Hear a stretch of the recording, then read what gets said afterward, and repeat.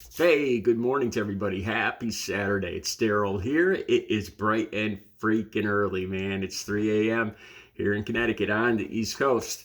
Okay, the news story that I came across today is actually from TMZ. The link will be right down below as usual.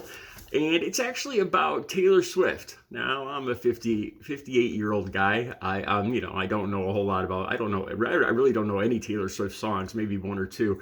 And I mean, she seems like a nice person. I like what I see about her. And there's an article on TMZ today about her the Tortured Poets Department, her new album coming out, and a song on there called Fortnight, where she talks about being a functioning alcoholic. Now that phrase popped out at me, and I'd like to. I'm not going to lecture you guys. I'm going to fill you in on. I'm a recovering addict. And I go to AA meetings. I prefer to go to AA meetings instead of NA meetings.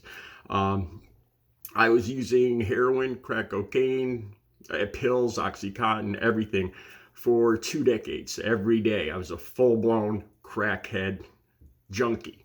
And I would start my day off with alcohol. Alcohol, I started drinking at 14 years old, and I kind of thought of myself. Even up to the very end, even till now, I never really considered myself an alcoholic. I used that phrase, functioning alcoholic, back when I was using. I've been completely clean and sober since October 23rd of 2006. 17 years, and I believe this Tuesday will be 17 and a half years clean and sober. I just want to talk about this a little bit. If you're calling yourself a functioning alcoholic, I don't want to get all serious. I know. Here, let me read the lyrics to you guys from this song.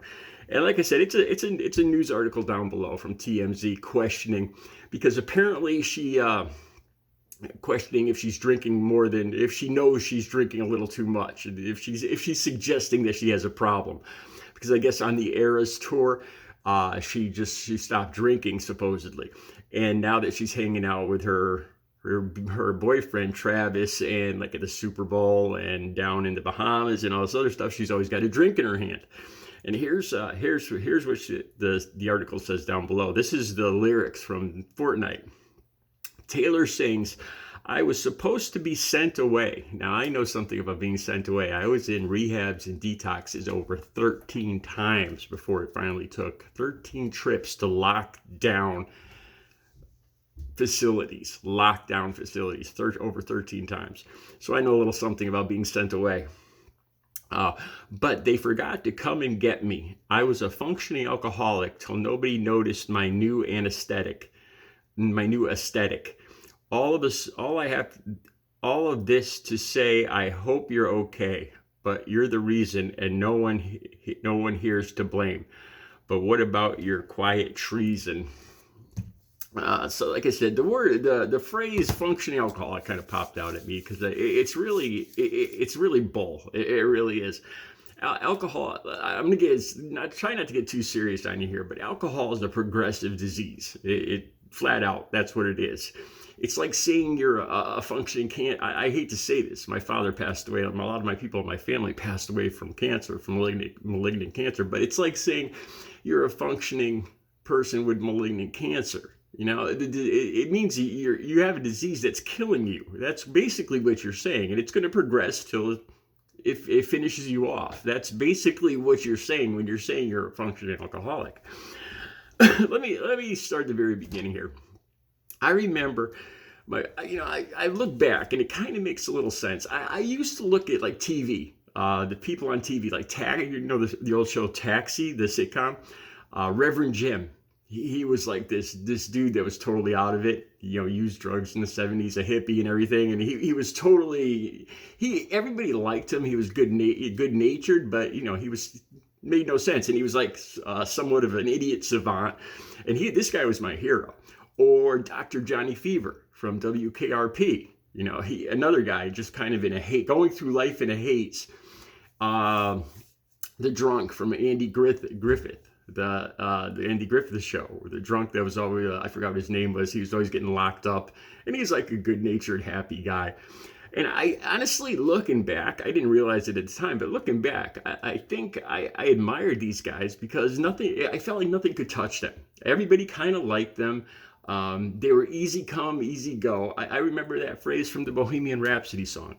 Easy come, easy go, little high, little low. I love that song. There was something about that. I think after I lost my dad, I think that was a defense, that I just wanted to go through life in a haze, kind of on the sideline, just kind of not letting anything touch me, just being that guy, just kind of in a haze, kind of shielded from the world with a functioning alcoholic haze. I remember going into a drugstore. I had a cold back when I was like 12 years old, like a throat, something in my throat, like tonsillitis.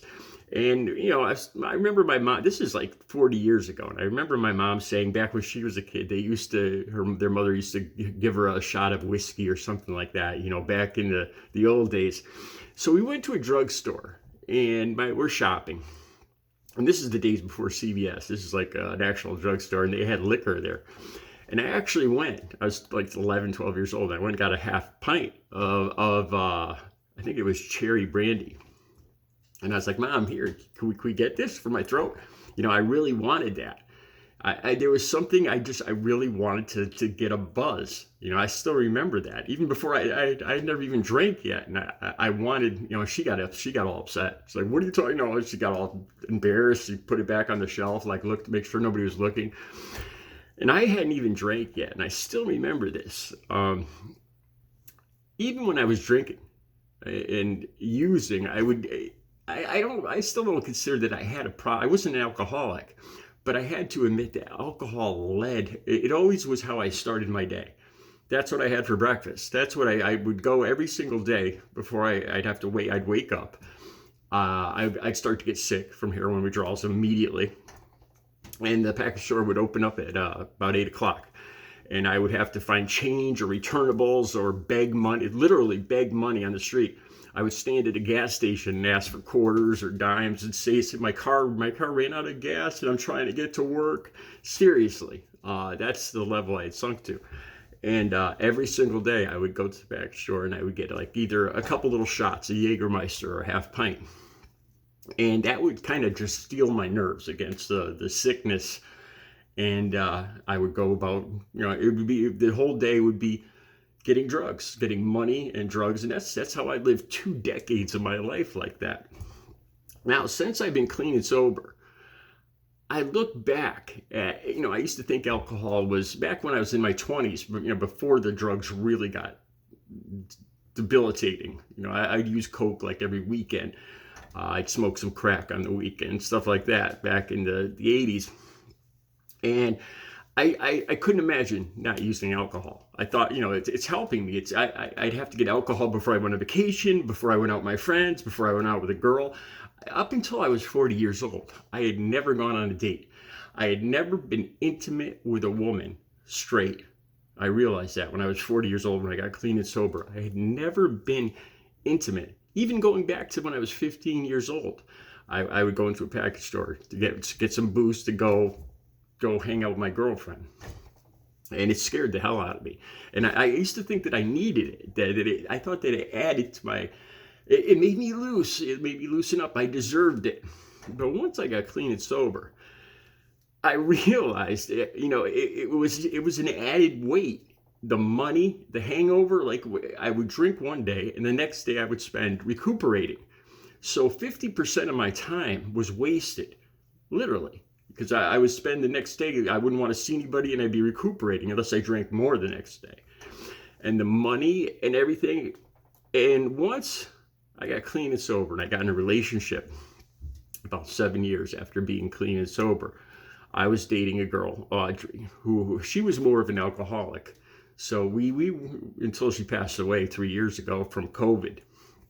But we would go to parties, like, her family still drank. My family drank very casually. And like, we'd see people getting a buzz, and seeing it from the outside, once you're clean and sober, it's so different. when you're drinking, you think it loosens me up. I'm having a good time. I don't worry about this or that. It kind of, smooths out my nerves, so I could laugh and stuff. But actually, when you see it from a sober standpoint, it's sad. It really is. And you see the person really not being themselves. The point I'm at now, after being clean and sober for 17 years, I swear to God, the thought of drinking right now scares me. It terrifies me. Even like having one shot or one beer right now, the feeling of the warmth and the thing that I used to crave, that warmth, that warm glow, that terrifies me now, because I like who I am. I like being this person right here. I like being myself. I like being in control. And the thought of having a beer and having that glow scares me now. Like I wouldn't want to do that for anything in the world right now. And I never imagined I would get to this place where, once you're on the outside looking in and looking at people having one drink and then two drinks, and the silliness and the way that it seems like it's almost more in their mind than it really is with the alcohol. I hate to say this, but you could see it so clearly when you watch it from the outside. It's almost like a crutch. You see them, it's almost a mental thing. It's not just the alcohol working on them. It's a mental thing that once they have that drink, their mind is saying to them, okay, now I'm a different person. Now I can relax. And it looks kind of sad and silly from the outside now, when I look at it from the outside, and I used to think that this was how, this is something I deserve. This is something I work for. This is something, that I deserve. I worked all day or all week, and I had the money, and it enhanced, I thought it enhanced my night or my vacation or whatever. And now I look back and I look at what it took away from my life and who it made me.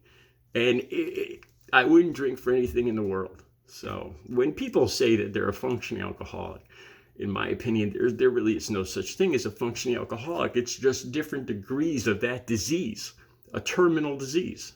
That's really what it is. If you look it up, that's the facts. It's a terminal disease that just progresses.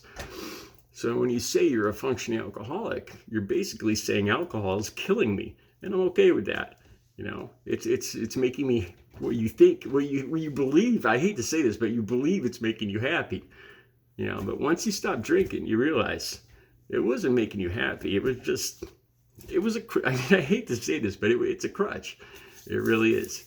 Recovery is possible. I've been clean and sober for 17 and a half years, and I swear to God, they are the best years of my life I've ever had. Successful, socially, financially, my happiness. I've never been in a better place in my life, and I wouldn't trade it for anything in the world. Recovery is possible. Have a good Saturday.